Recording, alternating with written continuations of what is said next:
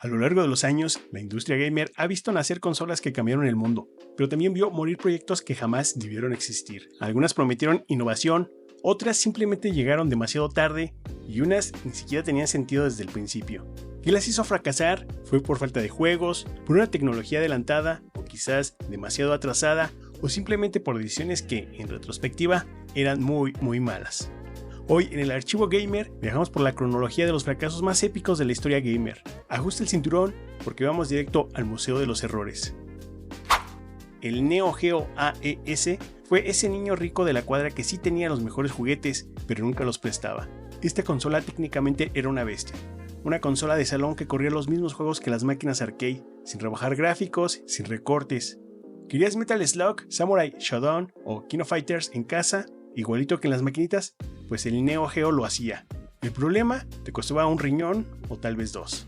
Cuando salió en 1990, el precio de lanzamiento era de $650, y eso solo la consola. Cada cartucho costaba entre $150 y $300. Era como si SNK dijera: ¿qué tal si hacemos una consola de Elite, pero para un público que no tiene tarjetas platino? Y claro, los gamers de a pie solo podían mirar de lejos con lágrimas en los ojos mientras jugaban su contra en el NES.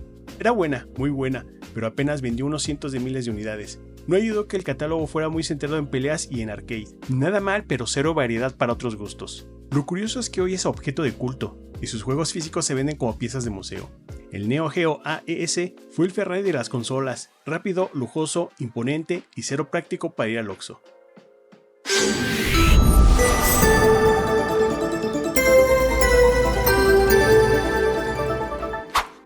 Si el nombre no te suena, no te preocupes, a la mayoría tampoco.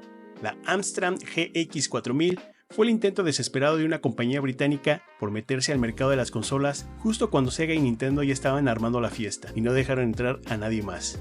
La consola salió en 1990 y visualmente era llamativa.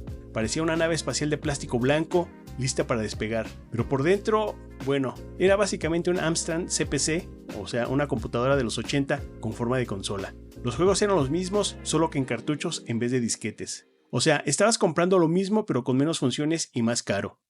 El catálogo fue un chiste cruel, solo salieron 27 juegos, la mayoría ports perezosos y algunos imposibles de encontrar. La compatibilidad era limitada, el mando incómodo y el marketing, bueno, Amstrad básicamente sacó la consola y se fue a tomar el té.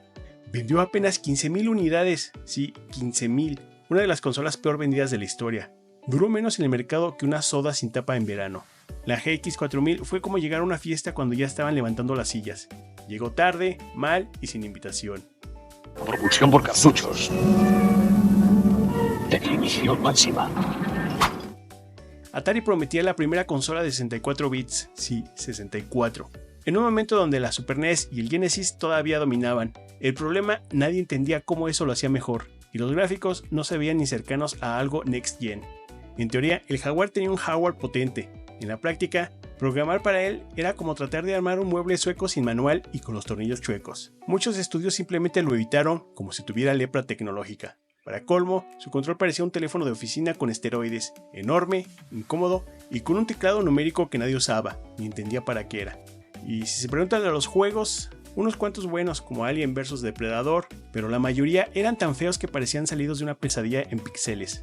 Las ventas no llegaron ni a 250,000 unidades. Para una consola que venía con aires de grandeza, el Jaguar terminó siendo una especie de leyenda urbana retro. Todos han oído hablar de ella, pero casi nadie la jugó.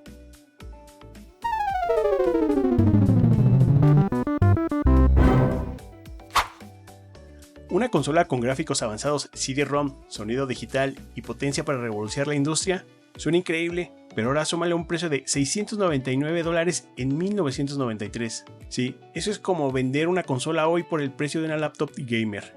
Bienvenido al 3DO, otra consola que quiso ser un Ferrari, pero con motor de triciclo. La 3DO fue desarrollada por The 3DO Company, fundada por Trip Hawkins, ex ejecutivo de EA. La idea era buena, hacer una consola poderosa y permitir que distintas empresas como Panasonic, Goldstar o Sanyo la fabricaran. Lo malo es que cada compañía ponía el precio que quería y todos querían sacarle jugo.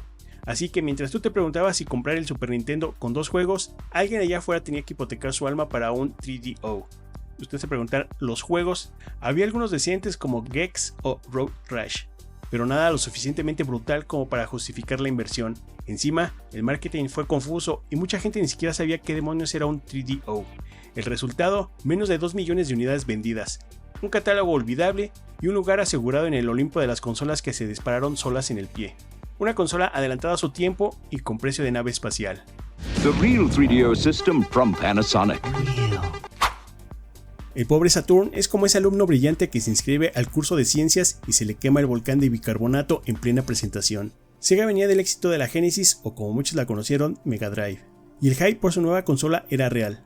Pero en lugar de mantener la calma, Sega se puso nervioso, muy nervioso, y tomó decisiones dignas de un episodio de ¿Quién quiere arruinar su propia consola? Primero, su arquitectura era más confusa que las líneas temporales de Kingdom Hearts. 2 procesadores principales y varios chips secundarios que hacían que los desarrolladores lloraran sangre para programar.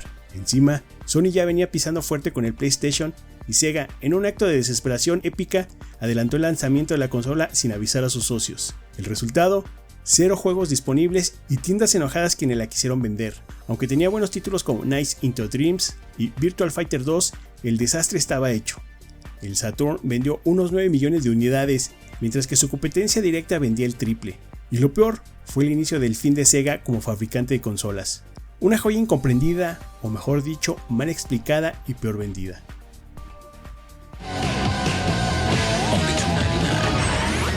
Sega Saturn. El Virtual Boy fue el intento de Nintendo por meternos en la realidad virtual, a la fuerza y con dolor de cabeza. Lanzado en 1995, esta consola fue vendida como una experiencia futurista, pero lo único que tenía de futurista era la posibilidad de desarrollar miopía en tiempo récord.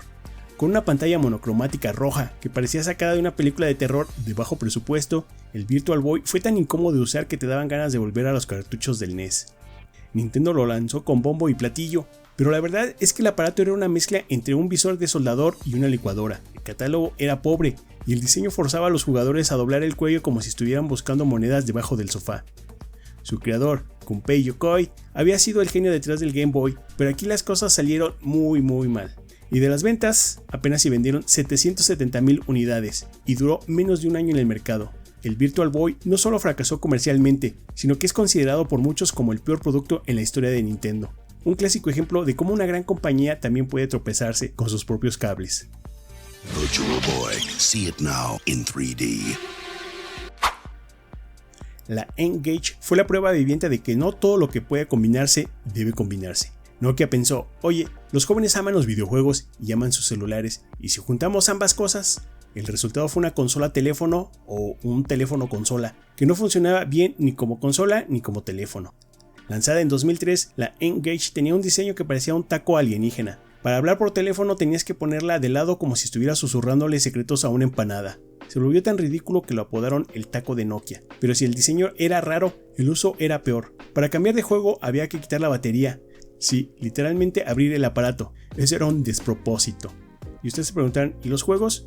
Unos cuantos decentes como el Tony Hawk's Pro Skater o Pathway to Glory, pero la mayoría eran ports flojos o experiencias a medias. Además, el precio era alto y la competencia feroz.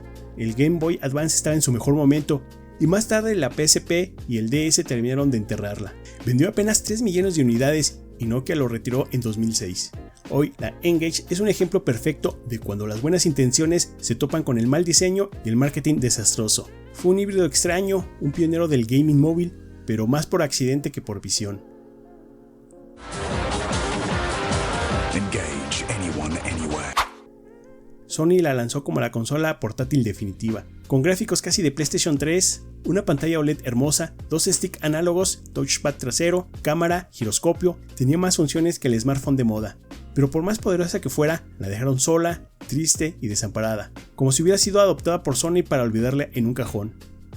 El problema no era la consola, era todo lo demás. Las tarjetas de memoria eran carísimas, el catálogo de juegos AAA era limitado y muchos desarrolladores no querían arriesgarse. Sony prometió apoyo y luego se fue por unos cigarros y nunca volvió. Y la cereza del pastel competía con el Nintendo 3DS, que sí tenía juegos, precio decente y una base de fans fieles. La Vita vendió unos 15 millones de unidades, que suena decente hasta que recuerdas que el PSP vendió más de 80 millones. Y lo más triste, muchos de los que sí la compraron la aman, pero eso no paga las cuentas. La PS Vita fue increíble, pero nadie la quiso lo suficiente. Como una ex con la que todo pudo funcionar, si no hubiera faltado compromiso.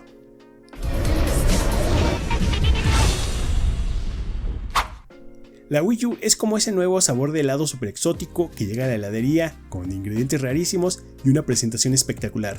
Pero como el envase se parece un poquito al del sabor vainilla aburrida de siempre, la gente pasa de largo y pide el de siempre sin siquiera probarlo.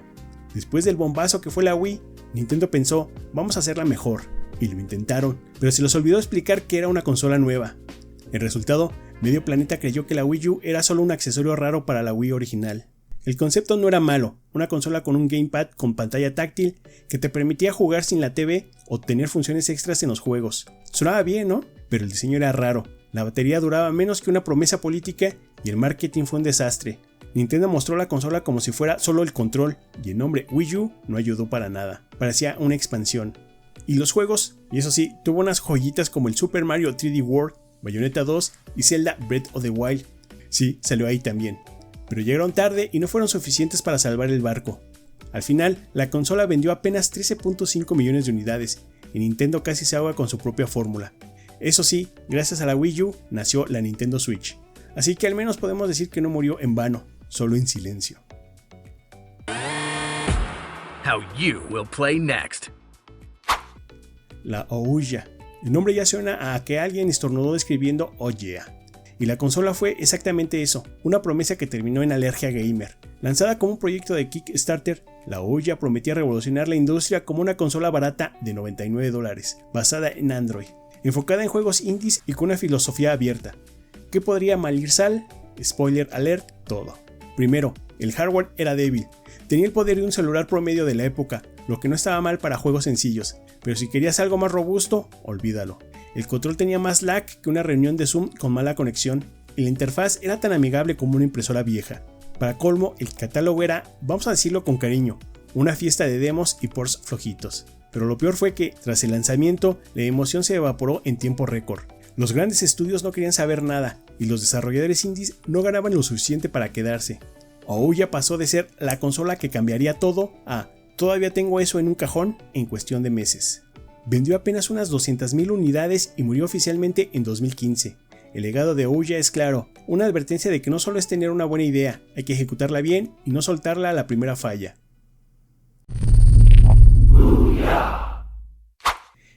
Estas consolas fueron proyectos ambiciosos con problemas de desarrollo y sin un producto final. Eran caras, raras o llegaron tarde. A pesar del fracaso, dejaron una huella en la historia del gaming, demostrando que los tropiezos abren caminos.